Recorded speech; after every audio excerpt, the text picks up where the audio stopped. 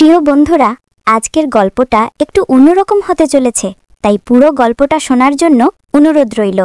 সেদিন আমি আর আমার বড় বোন প্রীতি বাড়িতে একা ছিলাম। দিদি বিধবা ছিলেন, তবে দেখতে এত সুন্দর আর আকর্ষণীয় ছিলেন যে তাকে দেখে যে কারো মাথা ঘুরে যেতে পারত। স্নান সেরে বাইরে এলেন তিনি, আর তখন তাকে দেখে আমি যেন নিজের হুঁশ হারিয়ে ফেললাম। দিদি তখনও যৌবনের রঙে ভরা ছিলেন, আর তার উপস্থিতি আমার উপর গভীর ছাপ ফেলেছিল। সেই সময় আমার ভাবি সুমনার প্রসবের দিন ঘনিয়ে এসেছিল, আর মা তার সঙ্গে সূর্য হাসপাতালে গিয়েছিলেন। যাওয়ার সময় মা অনেক জিনিসপত্র সঙ্গে নিয়ে গিয়েছিলেন। মা বলে গিয়েছিলেন তাকে অন্তত ৩-৪ দিন হাসপাতালে থাকতে হবে। এটা ভেবে আমার মনটা খুশিতে ভরে উঠেছিল, কারণ এখন আমি বাড়িতে একা থেকে নিজের মর্জি মতো সময় কাটাতে পারবো। তখন আমার বয়স ছিল ২০ বছর। একটা টকবগে যুবক ছিলাম। এই বয়সে ছেলেরা তো সবাই নিজের ইচ্ছে মতো জীবন চালাতে চায়। আমিও তাই ভাবছিলাম, এবার থেকে যা খুশি তাই করতে পারবো। কিন্তু আমার মাথায় এটা একদমই আসেনি যে এমন একটা সুযোগ আমার সামনে চলে আসবে, যেটা আমি স্বপ্নেও কল্পনা করিনি। এত অল্প বয়সে কোনো নারীর সঙ্গে একান্তে সময় কাটানো, তাও আবার এমন নির্জনতার মধ্যে, এটা আমার কাছে একটা বিরাট ব্যাপার ছিল। মা দুপুরের দিকে গিয়েছিলেন, আর মাত্র ১ ঘন্টা কেটেছিল যখন বাড়ির দরজায় নাড়ার শব্দ হলো। দুপুরবেলা বাইরে থেকে কেউ আসবে, এটা ভেবে আমি একটু অবাক হয়ে গেলাম। মা তো বাড়িতে নেই, তাহলে কে এলো? একটু ভেবেচিন্তে দরজার কাছে গেলাম, আর দেখি বড় বোন প্রীতি দাঁড়িয়ে আছে। লাল শাড়িতে তাকে অপরূপ সুন্দর লাগছিল। তার ভেজা চুল থেকে পানি ঝরছিল, যেটা তার সৌন্দর্যকে আরও বাড়িয়ে তুলছিল। তাকে দেখেই আমার বুকের ভেতর ধুকধুক শুরু হয়ে গেল। মনে হচ্ছিল তাকে জড়িয়ে ধরি, কিন্তু তা তো আর করতে পারি না, কারণ এতদিন আমার আর প্রীতি দিদির মধ্যে তেমন কোনো ঘনিষ্ঠতা ছিল না। প্রীতি আমাকে দেখে মুচকি হেসে ভেতরে আসার অনুমতি চাইলেন। আমি তাড়াতাড়ি দরজা খুলে তাকে পথ করে দিলাম, আর আদর করে বললাম, দিদি, তোমার অনুমতি চাওয়ার কি দরকার? এটা তো তোমারই বাড়ি। প্রীতি দিদি জোরে হেসে উঠলেন, তারপর বললেন, অরুণ, তোমার এই কথাটাই আমার খুব ভালো লাগে। তুমি আমাকে কখনো পর ভাবো না। দিদির হাতে আজও ১ গ্লাস তাজা দুধ ছিল। তিনি সবসময় দুধের গ্লাস নিয়ে আমাদের বাড়িতে আসতেন আর সোজা আমার দিকে এগিয়ে দিতেন। এখন তো আমার দুধ খাওয়ার এমন অভ্যেস হয়ে গেছে যে আমি তৎক্ষণাৎ দিদির হাত থেকে গ্লাসটা নিয়ে এক চুমুকে সবটা শেষ করে দিলাম। এটা দেখে দিদি হাসলেন, তারপর আমার কাছে এসে বললেন, তোমার আমার তাজা দুধ খুব পছন্দ, তাই না? আমি তৎক্ষণাৎ আর্দ্র চোখে মাথা নাড়লাম। তিনি আমার হাত ধরে আমার পাশে বসালেন। এই প্রথমবার প্রীতি দিদি আমার হাত ধরলেন। তার স্পর্শে আমার শরীর যেন বিদ্যুৎ খেলে গেল।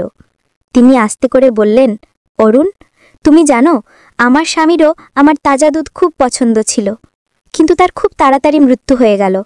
আমাদের একসঙ্গে সময়টা খুব কম কাটানো হয়েছে। তার চলে যাওয়ার পর থেকে আমি খুব একা বোধ করি।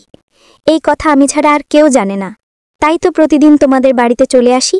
আমি মুচকি হেসে তার কাঁধে হাত রেখে বললাম, তুমি কেন এত চিন্তা করো? আমরা তো আছি তোমার সঙ্গী। আমি সবসময় তোমার খেয়াল রাখার চেষ্টা করি। কখনো কিছু দরকার হলে একদম নিঃসংকোচে আমাকে বলতে পারো। আমার কথা শুনে প্রীতি দিদির চোখে একটা অদ্ভুত চমক দেখা গেল। তিনি বললেন, সত্যি বলছো? তুমি আমার সব কথা মানবে? আমি জোরে জোরে মাথা নাড়লাম। তিনি আস্তে করে আমার কানের কাছে এসে ফিসফিস করে বললেন, আমি তোমার সঙ্গে শুতে চাই, তুমি কি আমাকে সেখানে নিয়ে যাবে? প্রীতি দিদির মুখ থেকে এমন কথা শুনে আমার মুখটা লজ্জায় লাল হয়ে গেল। আমি তখন মাত্র ২০ বছরের ছেলে। প্রথমবার কোনো নারী আমার এত কাছে এসেছে। শোবার ঘরে যাবার কথা শুনে আমি আরও লজ্জায় পড়ে গেলাম। তিনি আমার চোখের দিকে তাকিয়ে বললেন, কি হলো, তুমি কি আমার কথা রাখবে না? তার কথার ধরন এত মায়াবী ছিল যে আমি নিজেকে আর থামাতে পারলাম না। হয়তো এটা আমার বয়সের দোষ ছিল, নয়তো সেই অনুভূতিগুলো যেগুলো অনেক দিন ধরে আমার মনে চাপা পড়েছিল। আর আমি দিদির হাত ধরলাম, আর কিছু না ভেবেই তাকে আমার ঘরে নিয়ে গেলাম। তিনি চুপচাপ ওড়নাটা একপাশে রেখে আমার বিছানায় শুয়ে পড়লেন। সত্যি বলতে প্রীতি দিদির কাছ থেকে এমন আচরণ আমি একদম আশা করিনি। তিনি আমাদের বাড়িতে এসেছেন মাত্র ১ মাস। এর আগে কখনো আমাদের মধ্যে এমন কোনো কথা হয়নি।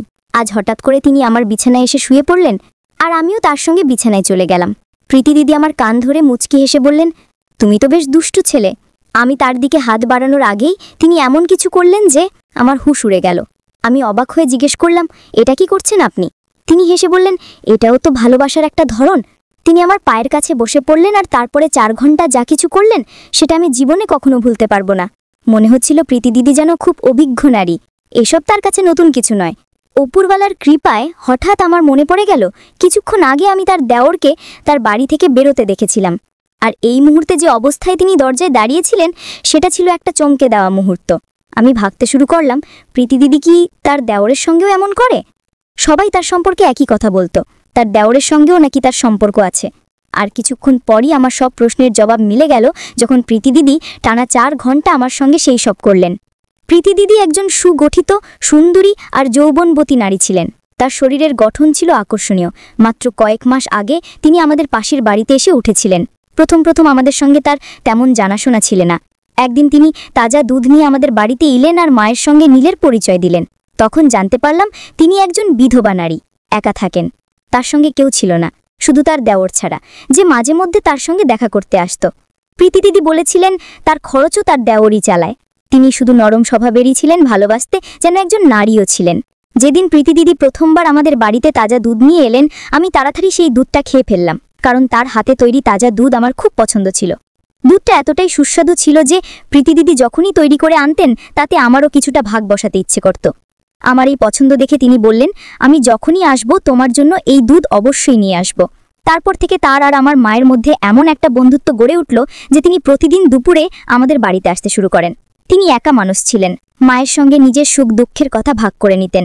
মাও প্রীতি দিদির সঙ্গে বাড়ির সব কথা খুলে বলতেন। এতে করে তাদের বন্ধুত্বটা আরও গভীর হয়ে গেল। আর এই বন্ধুত্বের সুবিধাটা আমি পেতে শুরু করলাম। এখন আমি শুধু প্রীতি দিদির আনা তাজা দুধই খেতাম, সারাক্ষণ তার দিকে তাকিয়ে থাকতাম, কারণ প্রীতি দিদিকে আমার খুব পছন্দ হয়ে গিয়েছিল। এই বয়সে ছেলেদের এমন নারীরা খুব আকর্ষণ করে, আর প্রীতি দিদির ব্যক্তিত্ব ঠিক তেমনই ছিল। আস্তে আস্তে প্রীতি দিদি ছোটখাটো কাজের জন্য আমাকে ডাকতে শুরু করলেন। কোনো কাজ থাকলেই তিনি আমাকে ডাক দিতেন আর আমি দৌড়ে তার কাছে চলে যেতাম। তার জিনিসপত্র, সবজি কেনার কাজ সব আমার জিম্মায় চলে এসেছিল। মা বলতেন, প্রীতি বিধবা মানুষ, তার সাহায্য করা আমাদের কর্তব্য। বাবাও কয়েকবার বলেছিলেন, অচেনা মেয়ে মানুষের কাছে ছেলেকে এভাবে পাঠানো ঠিক না। পাড়ায় কি কথা উঠবে, কিছু উল্টোপাল্টা হয়ে গেলে কি হবে? কিন্তু মা বাবার কথায় কান দিতেন না। তিনি বলতেন, প্রীতির সাহায্য করতে হবে আমাদের। এরপর থেকে প্রীতি দিদি প্রতিদিন আমাদের বাড়িতে আসতে লাগলেন, আর আমিও প্রতিদিন তাজা দুধ খেতে পেলাম। মাঝে মধ্যে মা তাকে বারণ করতেন, রোজ রোজ দুধ আনতে হবে না, এতে অরুণের অভ্যাস খারাপ হয়ে যাচ্ছে। কিন্তু প্রীতি দিদি হেসে বলতেন, অরুণ কি আমার পর? আমার এত সাহায্য করে, তাকে এক গ্লাস দুধও খাওয়াতে পারবো না? প্রীতি দিদির এই ভালোবাসার কাছে মা চুপ হয়ে যেতেন, আর আমিও তার প্রতি শ্রদ্ধা করতাম। তিনি আমাদের বাড়িতে আসতে শুরু করার মাত্র 15 দিন হয়েছিল। তখন আমার ভাবি সুমনাকে তার মায়ের বাড়ির লোকজন আমাদের বাড়িতে রেখে গেল, কারণ তার প্রসবের সময় হয়ে এসেছিল। মায়ের বাড়ির নিয়ম ছিল প্রথম সন্তান স্বামীর বাড়িতেই হবে, আর সব খরচ স্বামীর পরিবার বহন করবে। আমার বাবা সরকারি চাকরি করতেন, আমাদের টাকার অভাব ছিল না। সুমনা আমার ভাবি, তাই মায়ের এতে কোনো আপত্তি ছিল না। কিন্তু প্রীতি দিদি মাকে বললেন, এটা ঠিক না, কেউ এভাবে নিজের সম্মান ফেলে চলে যায় না। এটা তো স্বামীর ঘরের বাচ্চা, তাদেরই জন্ম দেওয়া উচিত। প্রীতি দিদির কথা শুনে মা বুঝালেন, ঠিকই বলছেন, কিন্তু এখন আর কি করা যাবে? তবে এর ফল হলো এই যে মা প্রীতি দিদির কাছে জিজ্ঞেস করলেন, কোন হাসপাতালে নিয়ে যাব? সুমনা ভাবি আসার পর থেকে প্রীতি দিদির আনাগোনা একটু বেড়ে গিয়েছিল। তিনি প্রায়ই ভাবির সঙ্গে বসে কি যেন আলাপ করতেন, আর আমি দূর থেকে শুধু দেখতাম। বোধহয় মেয়েদের ব্যাপার ছিল, তাই আমি কখনো মাঝে পড়িনি। কয়েকদিন পর এক সন্ধ্যায় ভাবি আমাকে বলে, অরুণ, আমাকে একটু আমার বাপের বাড়ি নিয়ে যা, কিছু জিনিস আনতে হবে। আমি অবাক হলাম, ভাবির শরীর ভালো ছিল না, এমন অবস্থায় এত দূর যাওয়ার কি দরকার? তবুও ভাবলাম হয়তো কোনো জরুরি জিনিস লাগবে। তারপর ভাবি আমার সঙ্গে তার বাপের বাড়ি গেলেন, আর ফেরার সময় একটা বড় কালো ঝোলা নিয়ে এলেন। পরের বার প্রীতি দিদি যখন আমাদের বাড়িতে এলেন, ভাবি তাকে বললেন, আপনার কথা মতো আমি সব কিছু মাকে এনে দিয়েছি। আপনি যদি আমার চোখ না খুলে দিতেন, আমি বুঝতেই পারতাম না যে আমি কত বড় ভুল করেছি। প্রীতি দিদি ভাবিকে আদর করে জড়িয়ে ধরে বললেন, তোমরাই আমার আপনজন। এখন থেকে আত্মীয়তার মর্ম বুঝতে পেরেছি। আমার স্বামী মারা যাবার পর থেকে আমি একদম একা হয়ে গিয়েছি। প্রীতি দিদি আমার সাহায্যের জন্য আসতেন, কিন্তু প্রতিবারই যেন একটা এহসানের ভার রেখে যেতেন। তিনি বললেন, আমি একদম একা হয়ে গিয়েছি। এই বলতে বলতে তার চোখে পানি চলে এলো। ভাবি তাড়াতাড়ি তাকে কাছে টেনে নিয়ে বললেন, আপনি একদম একা নন, এখন থেকে আমাদের বড় বোন। তারপর দুজনে হেসে গল্প শুরু করলেন। প্রীতি দিদি এখন প্রতিদিন আমাদের বাড়িতে আসতে লাগলেন। যেদিন ভাবির শরীরটা খুব খারাপ হলো, আমরা বিশেষ করে তাকে ডেকে বললাম, ভাবিকে যে কোনো সময় হাসপাতালে নিয়ে যেতে হতে পারে। অরুণের কিছু লাগলে আমি ওকে বলে দেব, ও আপনাকে জানিয়ে দেবে। প্রীতি দিদি হেসে বললেন, ভাবি এখন আর চিন্তা কিসের, আমি নিজে রান্না করে অরুণকে খাওয়াবো, আপনাকে কষ্ট করতে হবে না। এটা শুনে মায়ের মনে শান্তি এলো। আর রাতটা এভাবেই কেটে গেল। মা ভাবিকে হাসপাতালে নিয়ে যাননি। সকালে আমি কোনো কাজে বাইরে বেরিয়েছিলাম। তখন দেখলাম প্রীতি দিদির দেবর তার দরজায় দাঁড়িয়ে আছে। কিছুক্ষণ পর সে ভেতরেও ঢুকে গেল। আমার মাথায় এলো না, এই কেমন দেবর যে সাহায্য করে আবার এহসানও জাহির করে। কয়েকবার প্রীতি দিদির মুখে তার দেবরের কথা শুনেছি, আর আমার সে একদম পছন্দ ছিল না। একদিন মিনা স্টোরে দাঁড়িয়েছিলাম। দোকানদার জিনিস দিতে দিতে বলল, প্রীতি তো অদ্ভুত মেয়ে মানুষ, মনে হয় প্রতিদিন তার বাড়িতে লোক আসে, জানি না কি সম্পর্ক। তার কথায় আমার রাগ উঠে গেল। আমি বললাম, ও তার দেবর, খরচের জন্য আসে।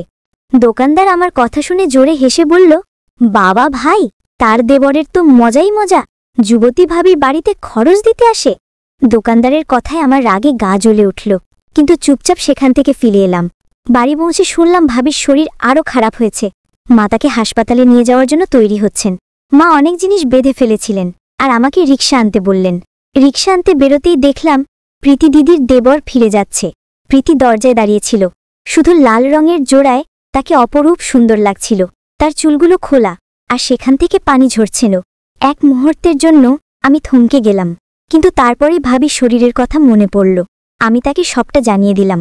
তিনি তাড়াতাড়ি আমাদের বাড়ির দিকে এগিয়ে গেলেন। আমি রিকশা নিয়ে ফিরতেই দেখলাম মা আর প্রীতি মিলে ভাবিকে রিকশায় তুলছেন। তারপর মা ৩-৪ দিনের জন্য হাসপাতালে চলে গেলেন। প্রীতি দিদি তার বাড়িতে ফিরে গেলেন। আমি আরাম করে বাড়িতে বসলাম, কারণ এখন আমি পুরোপুরি একা। কিন্তু কয়েক ঘন্টা পরেই প্রীতি দিদি আবার আমাদের বাড়িতে চলে এলেন। সেই একই লাল জোড়া পরা, চুল খোলা, তাকে অসম্ভব সুন্দর লাগছিল। এই প্রথমবার আমরা দুজন একা মুখোমুখি হলাম। তার হাতে ছিল দুধের গ্লাস। গত 1 মাস ধরে আমি এই দুধ খাচ্ছি। আমি তাড়াতাড়ি দুধটা খেয়ে ফেললাম। তারপর তার ইচ্ছে মতো তাকে আমার শোবার ঘরে নিয়ে গেলাম। কিন্তু বিছানায় শুতেই প্রীতি দিদি আমার পায়ের কাছে বসে পড়লেন আর বললেন, আমার ভালোবাসার ধরনটা দেখো। তার এই আড্ডায় আমাকে মুগ্ধ করে ফেলেছিল। এরই মাঝে প্রীতি দিদি তার ওড়না তুলে আমার দুটো পা বেঁধে ফেললেন। আমি অবাক হয়ে জিজ্ঞেস করলাম, এটা কি করছেন? তিনি এগিয়ে এসে আমার ঠোঁটে হাত রাখলেন। তারপর বিছানার চাদর দিয়ে আমার দুটো হাত বিছানার পাশে বেঁধে দিলেন। আমার ভেতরটা উত্তেজনায় ভরে উঠল। একজন সুন্দরী যৌবনবতী নারী আমার সঙ্গে আছে, আর তিনি নিজেই আমার সঙ্গে সময় কাটাতে প্রস্তুত। এটা আমাকে বিছানায় আটকে রাখছিল, কিন্তু আমি চোখ বন্ধ করে তাকে অনুভব করার আগেই এমন কিছু ঘটল যে আমার পায়ের তলার মাটি সরে গেল। আমাকে বেঁধে প্রীতি দিদি ঘর থেকে বেরিয়ে গেলেন আর অনেকক্ষণ ফিরলেন না। কিছুক্ষণ পর আমার চোখ খুলে গেল। দেখি 3 ঘন্টা কেটে গেছে। বাড়িতে পায়ের শব্দ শুনতে পাচ্ছিলাম। মনে হচ্ছিল প্রীতি দিদি ছাড়াও আর কেউ আছে। তারপরেই প্রীতি দিদির দেবর আমার ঘরে ঢুকল। তাকে দেখে আমার হুঁশ উড়ে গেল। এই সময় আমাদের বাড়িতে সে কি করছে? তারপর দেখলাম প্রীতি দিদির হাতে সেই কালো ঝোলা, যেটা ভাবি তার বাপের বাড়ি থেকে এনেছিল। তিনি তাড়াতাড়ি ঘরে চোখ বুলিয়ে কিছু দামি জিনিস সেই ঝোলায় ভরতে লাগলেন। তারপর দুজনে ঘর থেকে বেরিয়ে যাওয়ার জন্য পা বাড়ালো। যাওয়ার সময় প্রীতি দিদির দেবর বলল, আমার বউয়ের এত খেয়াল রাখার জন্য তোমাকে ধন্যবাদ। তোমার বাড়ি থেকে যা নেওয়ার পারি আমরা নিয়ে নিয়েছি। এখন তুমি এভাবেই বাধা থাকো, কারোর জন্য অপেক্ষা করো। তার কথা শুনে আমি হতভম্ব হয়ে গেলাম। প্রীতি দিদি বিধবা ছিলেন না। এই লোকটা তার দেবর নয়, তার স্বামী। আস্তে আস্তে বুঝতে পারলাম তারা একটা বড় চালাকি করেছে। শুধু আমাদের বাড়িতে জায়গা করে নেয়নি, বাড়ির সব জিনিসের খবরও জেনে নিয়েছে। প্রীতি দিদি আমার কাছে এসে বললেন, তোমার মতো ছেলেদের জালে ফাঁসানো আমার কাছে খুব সোজা। দেখো, তুমি আমাকে তোমার বাড়িতে জায়গা দিয়েছ। এই বলে তিনি হেসে আমার গালে হাত বুলিয়ে তার স্বামীর সঙ্গে বাড়ি থেকে বেরিয়ে গেলেন। আমি এমনভাবে বাঁধা ছিলাম যে বুঝতে পারছিলাম না কি করব, কাকে ডাকবো, কার কাছে সাহায্য চাইব। প্রায় 4 ঘন্টা আমি এই অবস্থায় বন্দী ছিলাম। রাত 8টার দিকে বাবা অফিস থেকে ফিরলেন। আমাকে এই অবস্থায় দেখে তিনি অবাক হয়ে গেলেন। তাড়াতাড়ি আমাকে খুলে দিলেন, আর আমি তাকে সব বলে দিলাম। বাবা মাথায় হাত দিয়ে বললেন, আমি তোমার মাকে আগেই বলেছিলাম, কোনো অচেনা মেয়ে মানুষকে এত বাড়িতে ঢুকতে দেওয়া ঠিক না। আমি আর বাবা মিলে পুরো বাড়ি খুঁজলাম। আমাদের হুঁশ উড়ে গেল। বাড়ির সব দামি জিনিস, গয়না সব গায়েব। ভাবির জিনিসের মধ্যে কি কি নিয়েছে তাও জানি না।